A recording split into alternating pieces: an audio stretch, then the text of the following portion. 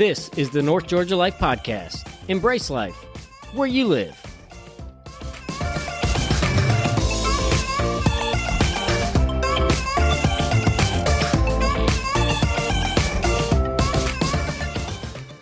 Welcome back to the North Georgia Life Podcast. It's Jake, your host. Today I'm with primarily Bob. Bev was on a call during most of our recording, but this is a family that has been a small business in our North Georgia area for decades, and they are a honey producer. They have a literal like menagerie of floral everything around their house. They actually live in a neighborhood. So when Amber and I got married, it was the first neighborhood that we bought a house in together. I had heard these, there were local, honey producers in the neighborhood, and it was just like, at that time, I'm like, well, that's kind of different and unique, and then you try their honey, and you're like, oh, this is amazing. I don't have to go outside my neighborhood to get stuff like this. But there's a lot of people in the North Georgia community, the area, that this is where they get their honey from. And so you're going to hear a little bit about their story of how they got into this. And as I was thinking about this over the last few days of just kind of what to say on the front end, I kind of had to pause and realize that most of their journey and how they got here, so they have a combined, I didn't do the exact math, but something like a combined 180 years on planet Earth. I think Bob is 91, and I think his wife is 87, but I may be wrong. But anyway, they have been around more than a couple days on the planet. So they're going to share a little bit of their just, life experience and wisdom in that, a little bit about their business, how they got into it. But as I was going through the thought process of kind of what to say and kind of what my takeaway from this was, I had to just kind of sit back and realize so much of their story that they're sharing and their business that they've got into and how they keep themselves young and active. Like if you met them when we met them for the first time, really had a conversation. If you had asked me how old they were, I would have been off by 20 years. Like literally, I would have been off by a couple decades because they look so good for their age, and you'll hear a little bit about that because I think I asked them specifically about that because it was just so startling how good they looked, and they're sharp and all that. But the thing that I kind of took away from the conversation is most of their journey started through a conversation with a neighbor, decades ago, and it was somebody that they just got to know, that they lived next to, and I mean, this is one of those things. There's that old saying of "Don't despise humble beginnings." I think it was actually taken from the Old Testament somewhere. But like, none of us really have an idea of where a simple conversation can lead. In my training of real estate agents over the last few years, I played a clip. If you have not seen this clip, you need to go on YouTube and find it.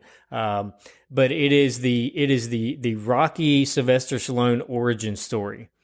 And if you don't know this has nothing to do with podcast, but it's a great story. So I'm going to share it anyway because it's my podcast.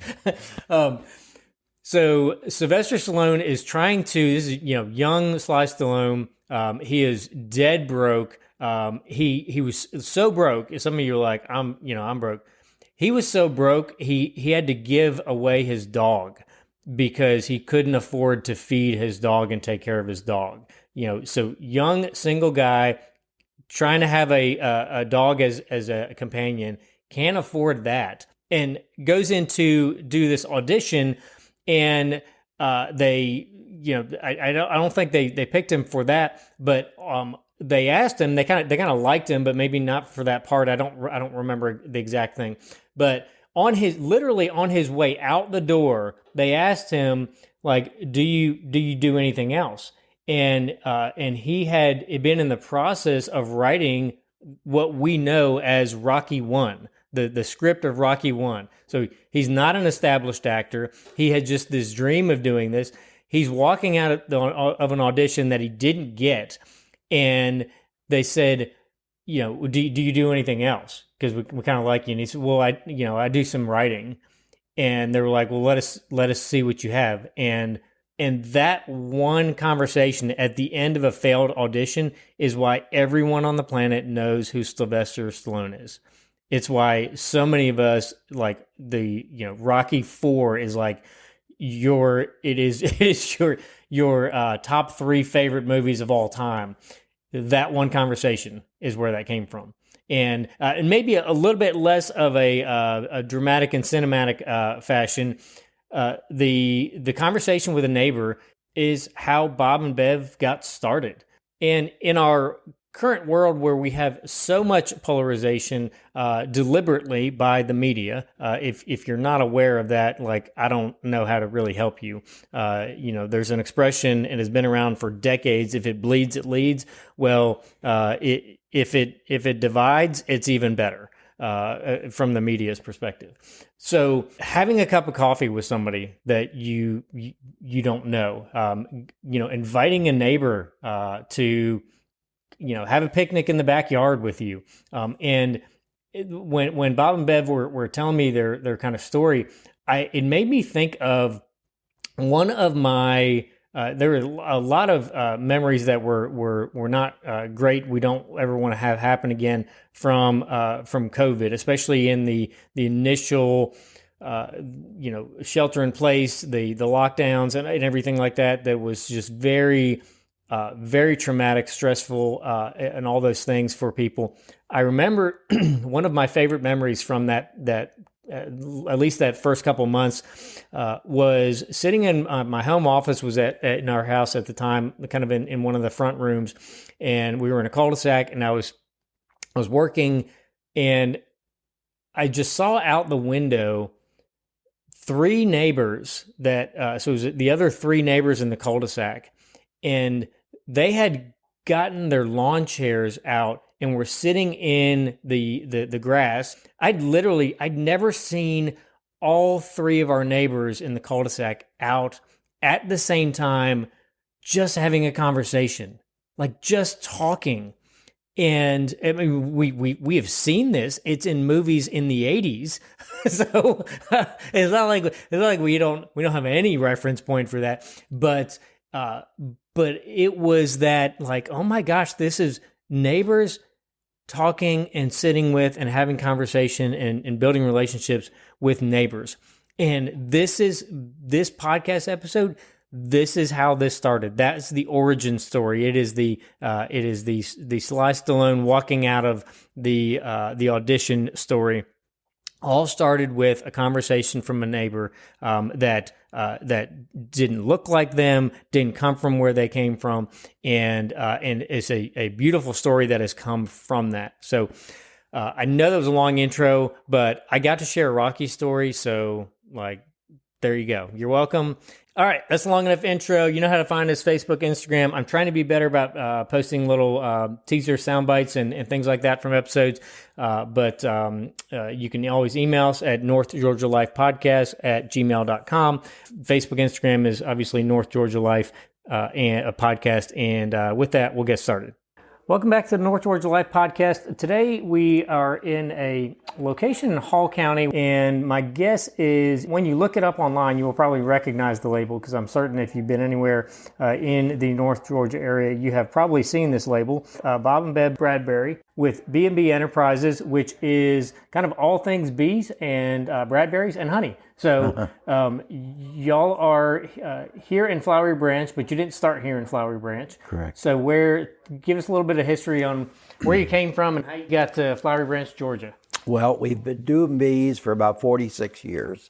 Got started back in Bloomfield, New Jersey, where I was pastoring at the time. And one of the other fellas in the church and I were both avid organic gardeners. And one or the other of us said it'd be kind of fun to have a couple of beehives, wouldn't it, for pollination purposes, etc. And so we agreed it would. And we heard about a woman whose dad had been a beekeeper, and he died, and she wanted to get rid of the 2 hives on his property. So we didn't know what we were doing. I think we had garden gloves on our hands, and I don't recall what kind of protection we had around our face and head, but we did know enough to go out after dusk so the bees would be back in the hive.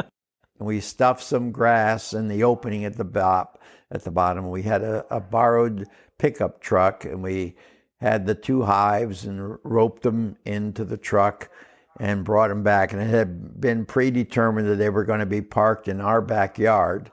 My wife and I, let's see, we had 5 kids at that point. All 5 of our kids had arrived. And so that got started. And then the very next year, 1977, we moved to Western PA. And my friend, Jack Allen, said he really didn't want to have them on his property. So we actually carted them out to Western PA. And which, if you don't know Pennsylvania, it is a very long state. It is a long drive with bees.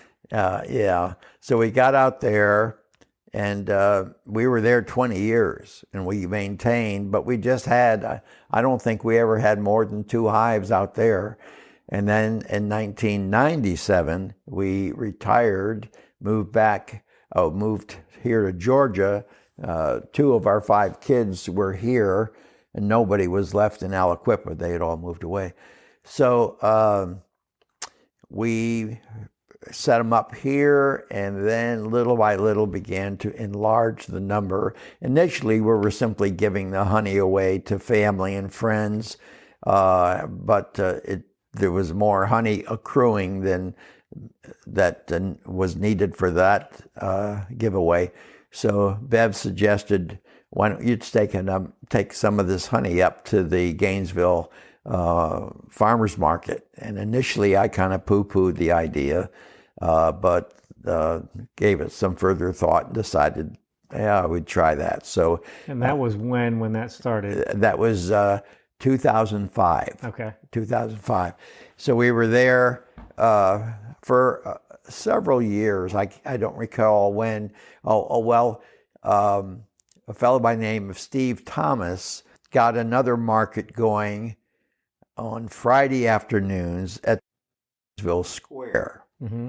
And so we started taking our honey over there. There were 2 or 3 other honey vendors, as I recall, at the larger one under the pavilion in Gainesville. So we took ours over, and I was there with it for quite a while. And then our grandson took that market over. We, in the meantime, were selling it in Flowery Branch as well as Swanee, both the farmers markets and those locations. So we maintained that one till it's the Gainesville Square one.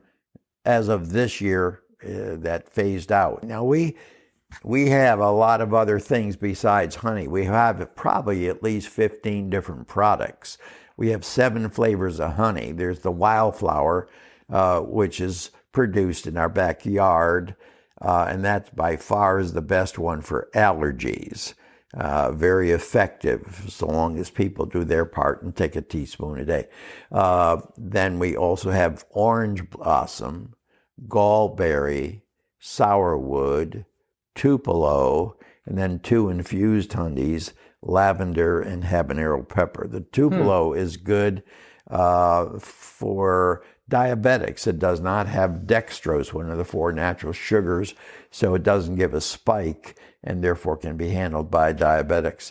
And it's got a wonderful flavor. Many non-diabetics gravitate to it. It's been hard to come by because, true really with all honey, it depends on the weather exceedingly. Mm-hmm. And in the case of the tupelo tree, that grows in the swamps. And so where it's very strongly produced, Tupelo, Mississippi, and the Panhandle, they build scaffolding. The beekeepers there build scaffolding and set their beehives on top of the scaffolding so it's not sitting in the swamp. Wow. And then when there's a honey flow in the Tupelo, the bees go up, collect the nectar and pollen, bring it back down, and make the honey. But there's actually 350 different honey flavors in the U.S. We have a measly 7 of them. Okay. That's Now, 6 more than most people. So in addition to the honey, we make and sell elderberry syrup. We have that every day. My wife and I take that. It's a great prophylactic to protect against the flu and virus and colds. Well, we sell bee pollen. We purchase that and sell it, and that's an excellent resource for lowering inflammation in your body. It has all kinds of benefits. So that's good. We harvest propolis, and the propolis is something the bees make. It's referred to as bee glue. The bees, and it's made up of resin and beeswax and a variety of other things. They actually collect that from conifer trees that are in the area. So depending on where it's at in the world, whatever the conifers are would make it a different color. And they've discovered, I have known actually for hundreds of years, the medical benefits in other countries, in South Africa and Brazil and the Eastern European countries. They're very, very familiar with it, and they use it every day. We have so many people at our markets from all over the world now, and any of those from Hungary, Romania, Ukraine, the Eastern Europe, you've got propolis, and they zing to it. We have it in 2 formats. We collect it, mix it with 190 proof alcohol. And I have 2 jugs out here right now, and I shake the jugs 3 times a day for 10 days, and then run it through a sieve, and have 2 formats, a spray form that it will knock out a sore throat in a couple hours. Goes after canker sores, cold sores, things like that. Anything around the throat, the mouth, even up the nose. And I've had very excellent success, as have other people. And the other one, and that one I should say, has some peppermint essential oil in it and honey. So it's very easy to spray and take. It has a pleasant flavor. The other is the tincture, and that is powerful, very powerful. It'll kill colon cancer cells. It has all kinds of applications, and I have a picture of my son-in-law, his left hand between the first finger and thumb. He had a deep cut from a construction accident, and his wife, our daughter, took him to the ER, and the doctor there tried to retrieve a splinter that was inside, and he had his finger up to his knuckle, couldn't get it out. And he said, well, you really need hand surgery, but your blood pressure is off the charts, so we can't do it now. You'll have to come back. Well, in the meantime, we had already scheduled a trip to Florida, and we went down, and Michael, our son-in-law, who has a very high tolerance for pain, began putting 2 drops. Remember now, this stuff is 190 proof alcohol. Yeah, that'll wake you up. 2 drops of that a day. And I have a picture of beginning and end. And Becky, our daughter, took a picture, and I don't know if she skipped a couple of days or what, but the 19th day, it was completely healed. It looked like nothing had ever happened to it. Wow. And there was no suturing at all. And people see that, wow, that is utterly amazing. So it has tremendous healing power, property. There's a web page called Bee Buzz, B-E-E, second word B-U-Z-Z, and you sign on to that, and they send you updated stuff every week to 10 days of new research that's been done, and they have products that they're selling, but it's very, very effective in terms of the propolis and the royal jelly and the bee pollen and the honey itself.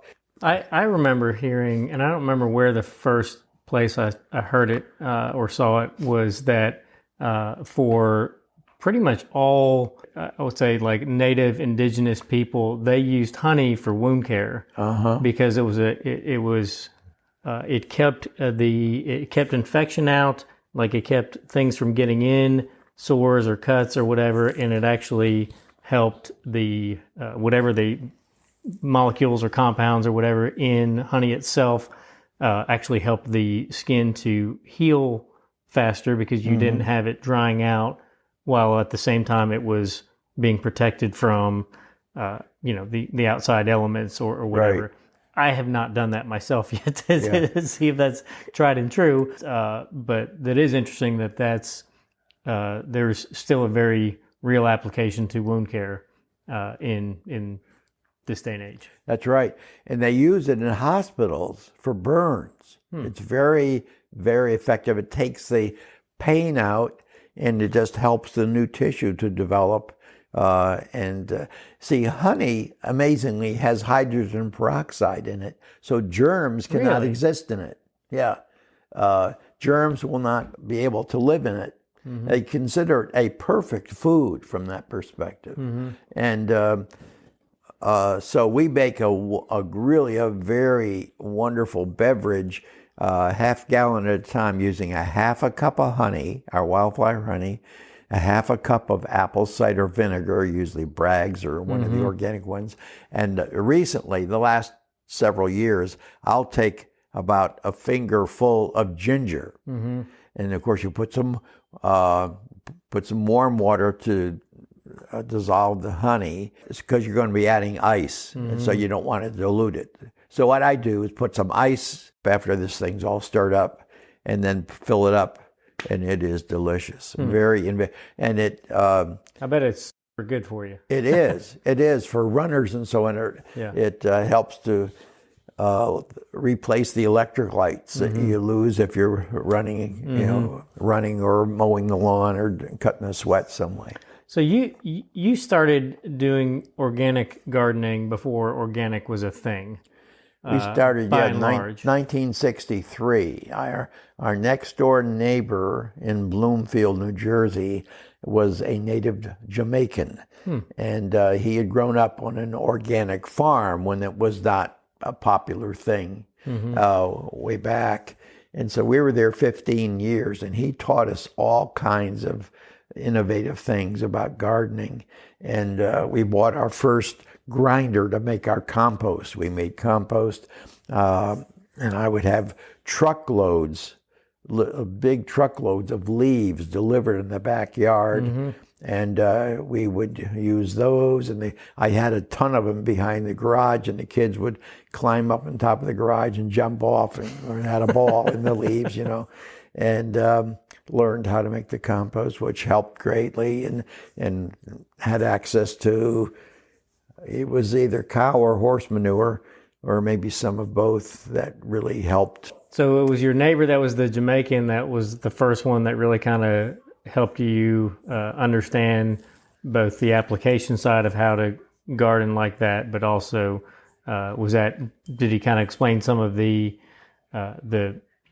health benefits, or I guess maybe we think of it differently now because we're more familiar with the commercialized industrial, quote, farming versus how farming was always done, by and large, for most people forever, in terms of how food was grown and produced and harvested and all those sorts of things. You kind of look back and was like, he was kind of the first domino that led you to where you're at now? I would think in terms of gardening, that would be the case, because so much of the health of the veggies or fruit is tied in with the health of the soil. And in today's world, so many are using the commercial fertilizers and so on, and that just does not do the job. Now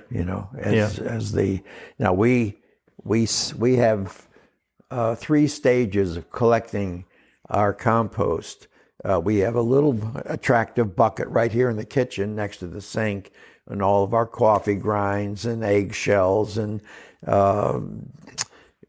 banana peels, all that kind of stuff goes in there. And then now I have 2 5-gallon buckets in the back deck. And when they're filled up, then we take those down, and I've got 4 55-gallon drums down where we do the composting, and we fill those up. And then when we make the compost, I have a machine, and we have leaves, plenty of leaves, and I've had access to chicken manure, and the leftovers from the previous year, the corn stalks and that kind of thing. So we put in the grinder there, we'll put in leaves and the chicken manure and the compost stuff from the house and the leftover stuff from last year, and grind that stuff up. The temperature can actually get up to 150 degrees. Yeah, I say it'll get hot, very, especially very hot. The chicken manure is high nitrogen. That's right. That's It'll do that in 2 days. Wow. When you grind it up, the smaller the part, so we can have a finished compost product in 3 weeks. For anyone who is environmentally conscious, we hear stories over the course of time every year about the bee population in the United States. For an average ordinary person who maybe might be in an apartment, might be older, younger, whatever, is not going to have a beehive of their own out in their backyard, but wants to do whatever they can to help the bee population grow and survive. And if it doesn't survive, we're all toast. That's right. I mean, that's at the end of the day. Like they're as critical to life as oxygen, just not as immediate. What would you tell one or two, handful of things for someone who wants to be involved in making the situation better, not worse, that is maybe not going to have that hive of their own? I think we try to encourage people not to use insecticides, for one thing. 7, for instance, is deadly. They do all this spraying for these days in summer for mosquitoes. That's deadly. All that has to happen is for the wind just to pull that stuff down towards our hives. We have already lost a bunch of our hives. I was going to ask you the transition because I don't know anybody that has had bees or knows anybody that's had bees that has not had issues with them leaving or dying or something like that. How often? So, you have how many hives here? Well, now? At full strength, we have 30. Oh, wow. Okay. I was watching a thing, I guess it was on YouTube the other day, from Bob Binney. He's a big operator up here. And he was going to one of his yards, and there had been a lot of dead bees, and he was convinced it was from insecticides that were being utilized out there. He said bees will fly easily 2 to 3 miles, and they've actually clocked them as far as 5 miles away from the hive. And so honey has been checked out, and they've seen, I'm sure, over 100 different insecticides in the honey. Yeah. So that's what we're facing in today's world. And Einstein is purported to have said, if we ever lose our bees, he gives the human race 4 years. Others have taken issue with that and said it won't be that bad, but the amount of the variety of foods will be tremendously decreased, and they'll be very expensive. When I've seen a documentary one time in a grocery store where they just went in and panned with the camera all of the different fruits and veggies in there, and then turned the camera off and took out all of those that required pollination and put it back on. There wasn't much left. Honey, the bees are tremendously necessary. So when we go to do presentations at garden clubs and that kind of thing, we have a list of the different kinds of plants and shrubs and flowers that people can grow to encourage bees to come. And that's very important. So in some states, you'll find on the highways in the middle there, wildflowers growing and so on. And if you were to God not have been able to get out of your car and check them out, invariably that draws bees and so on. So there's a lot of things that can be planted. Yeah. For us, we don't actively garden, certainly not to the extent y'all do, but the transition to organic, I mean, really once you start looking a layer or two deep with almost everything that's in your big box hardware stores or your commercial nursery, I don't want to dime anybody's business out, but it's kind of like a pharmaceutical company. You're symptom managing. You're not really dealing with the problem. You're just trying to fix the... Put a Band-Aid on it. Yeah, you're trying to put a Band-Aid, but the Band-Aid is chemical. Yeah. And that chemical will have unintended consequences. That's right. So when you start looking at alternatives, there's like very effective alternatives. And for us, for instance, like we stopped using anything that had glyphosate in it for years now. That's the herbicide in Roundup that most people know the brand name of.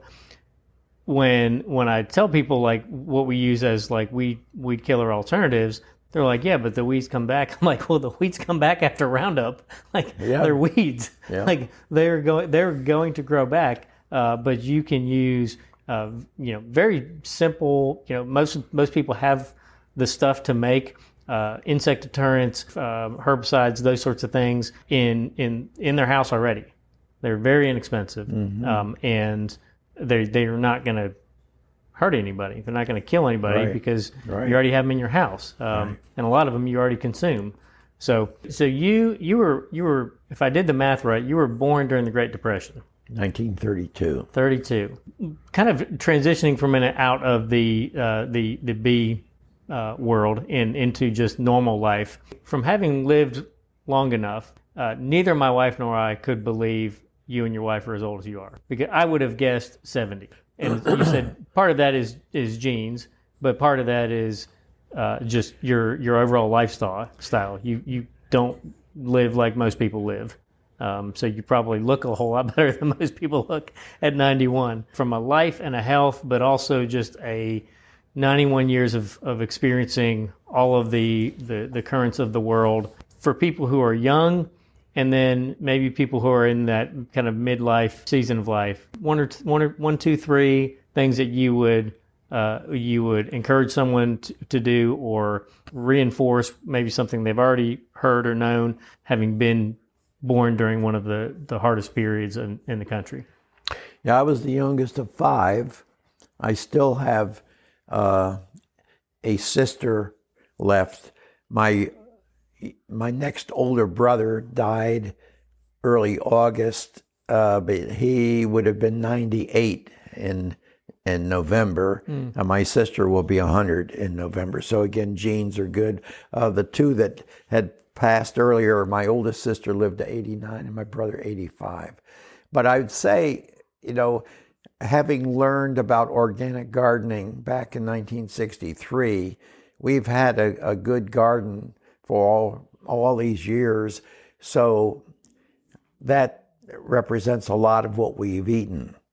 Doesn't mean we don't go to the store and buy other stuff, obviously, but we do enjoy the product from our yard. So that's been one thing.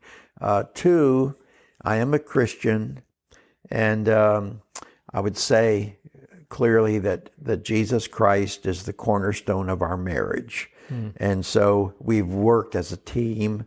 We enjoy what we do. And Bev has a strong work ethic. She would fight me if I tried to mow the lawn. She loves to mow the lawn herself.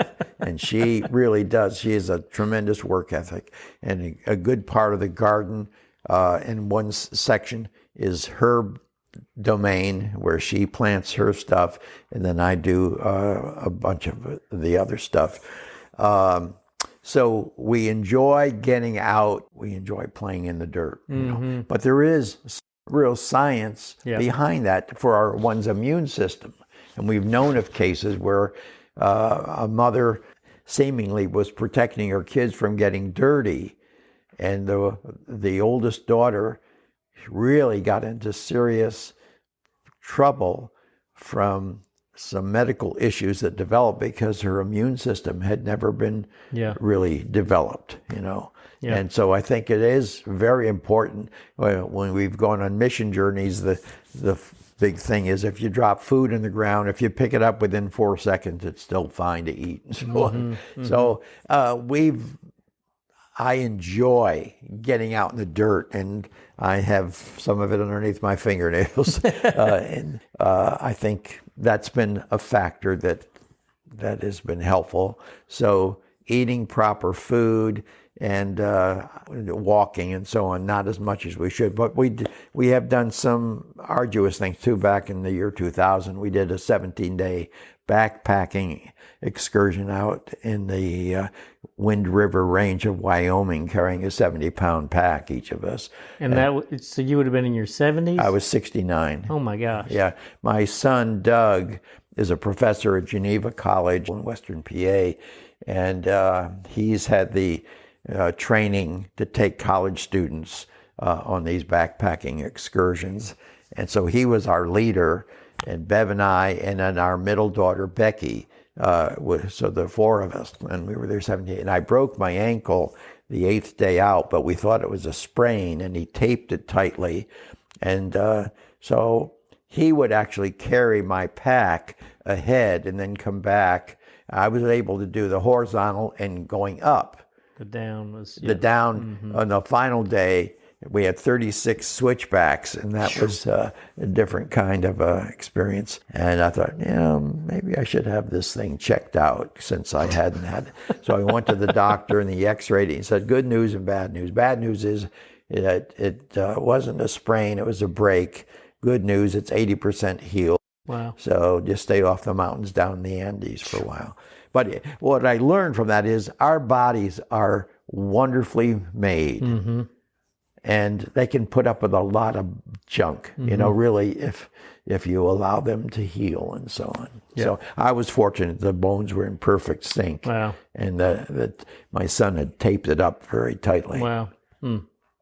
But he's got, he has 5 kids too. And the 2 oldest boys this past March traveled on their bikes from the Pacific to the Atlantic in 18 days, raising funds for Haiti H2O. They rode their bikes. 18 days? Yeah. There was another fella so actually there were 3 of them, and then there was another guy in a van who had extra parts and extra bikes if theirs broke down. But they raised about $15,000 for Haiti H2O. Wow.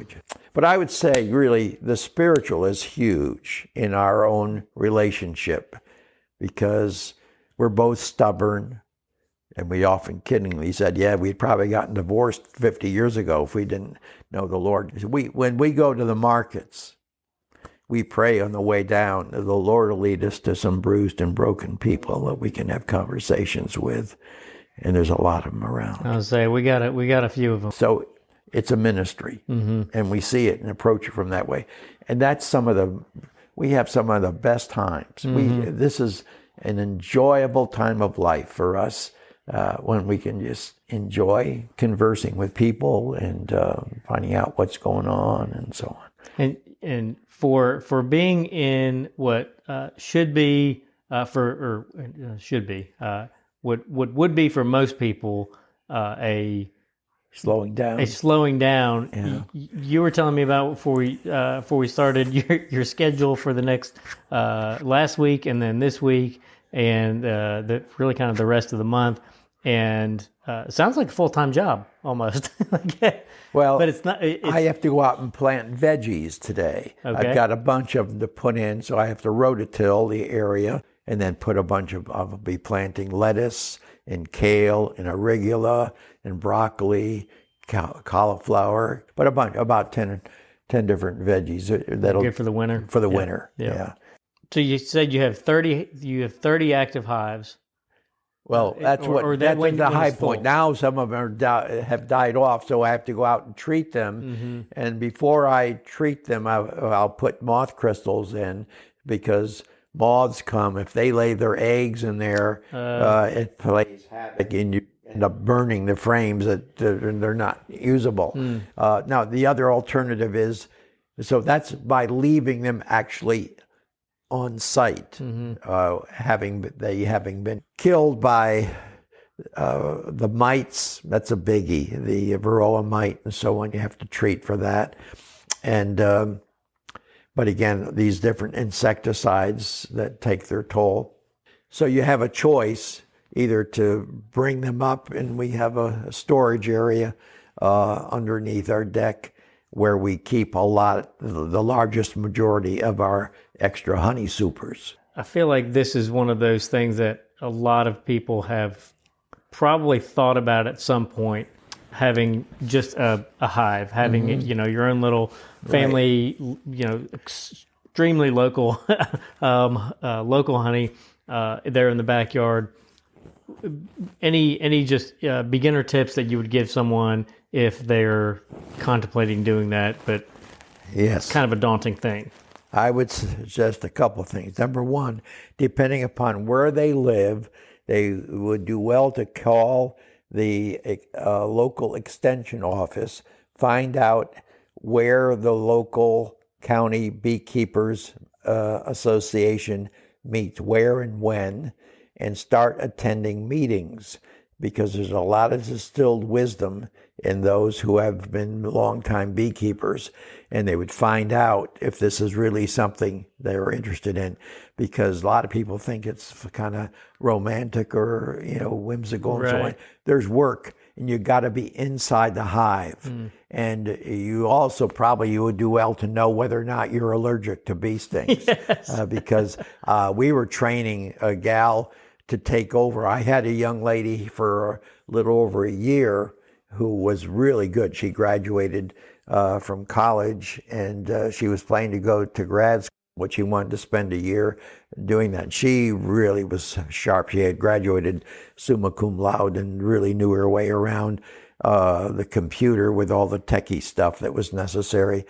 And so when we knew that she was leaving, she was training somebody else, and the gal got stung here, and her face swelled up, and she was out of commission for 4 days and decided this was not her forte. So a person needs to know whether or not they're going to have just a little simple. I've had bees come in under the thing and walk over my mustache and back over and decide I'm not the flower they thought, and they went back out. Well, recently I got stung right here. All right, this a couple of weeks ago, and I put a little propolis on there, and it not only did it take the sting away, it took the swelling away. So, but anyway, so I would say that they needed to know whether or not they have a serious problem with stings, but then they have to be able to come and actually, with a smoker, go inside the hive and check the bees. And I had a person, probably not more than a mile and a half, want to come down and just kind of observe. But she was standing from the piano, and here's the hive. I said, come on, you got to come over here and look. And she had the protection on, and she was pretty leery. Now, for somebody brand new, that's understandable. But you got, at some point, be willing to actually check out the hive, and if you're going to be a beekeeper, that's just a part of it. But then if the person decides, after checking it out and going to the bee meetings and so on, I always recommend that they buy 2 hives, not 1, because then you've got some comparison. If you just have 1 and you see a few bees going in and out, you might think it's fine. But now the one next to it's a thriving highway, and you got then you got what's going on over here. Is the queen alive? Is she not doing her job? Because the bees in the hive, if she's not laying have a good bee pattern and some brood pattern and so on, they will lay new queen cells to replace her. Mutiny. Yeah, there's mutiny Mutiny in the goes on hive. there. Right. And some hives have a queen mean, and of course she passes her attitude on to all her progeny. So I've had hives that have had an attitude. That's what I refer. That's a hive with an attitude. But I didn't liquidate it because they were great honey producers, and they were bringing it in like crazy. But I had a buddy of mine, and we were going down. And I said, "Now, that hive there has got an attitude." He said, "I know. I've been stung 3 times, and I'm not even there yet." So it's an interesting thing. But we refer to them as our gals or our gal, because in late May and June and so on, a strong hive will have 50 to 70,000 bees in it. Wow. One hive. So people say, how many bees do you have? I said, "Do you really mean that?" You mean how many hives? Yeah. But strong hive, easily 50 to 70,000. But again, when the queen is doing her job, you take the outer cover and inner cover off, and the bees are bzzz, just as calm and so on. If it's queenless, or the queen is not doing her job, it's bzzz, you can actually hear it within the hive. One of the things that I like to ask at the end of, towards the end of every episode is a what I call a lightning round question. It has nothing to do with anything we've talked about. But given when you were growing up and all the life that has transpired in just your early years, do you remember the first movie that you saw in the theaters? When I was a kid growing up, we didn't go to the movies that much, although Saturday afternoons were the matinees, when you'd go down and I think the Three Stooges or something like that. We watched some of those, and probably Tom Mix and some of the Westerns. One of them that wasn't the first one I ever saw, but one that I think is my favorite film is Sergeant York. Did you ever see that? It was with Gary Cooper. I don't think so. Yeah, it was a World War I film, and he was raised, a true story. There's actually a museum over in Tennessee about his life and so on. And he had been raised on a farm. His mom was a widow, sweet gal, and but he was very good. He was a marksman with a gun, but he had a problem with killing, going actually into battle to kill.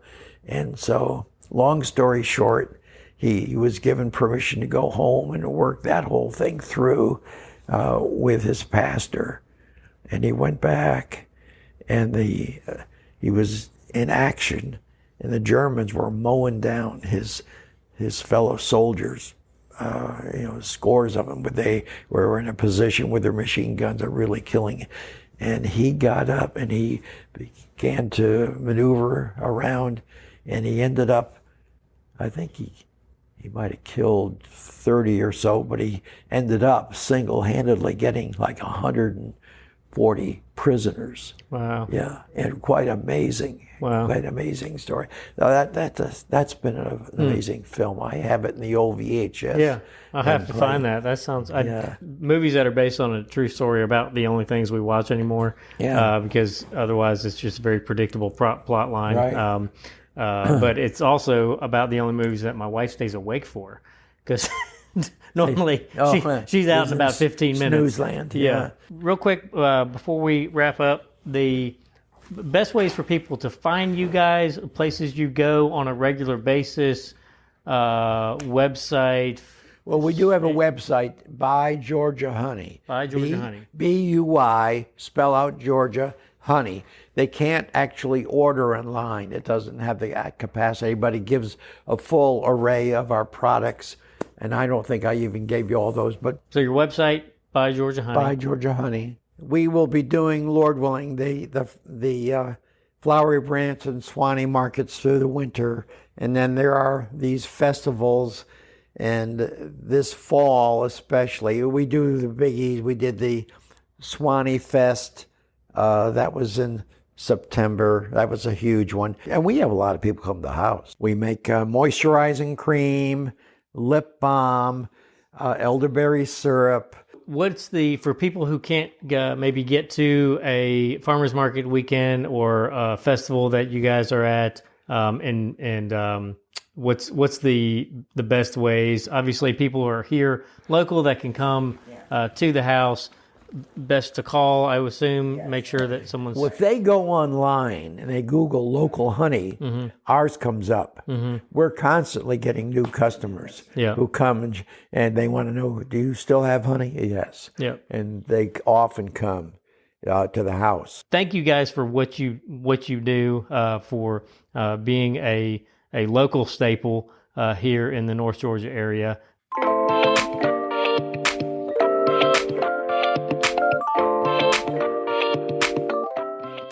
This is the North Georgia Life Podcast. Embrace life where you live.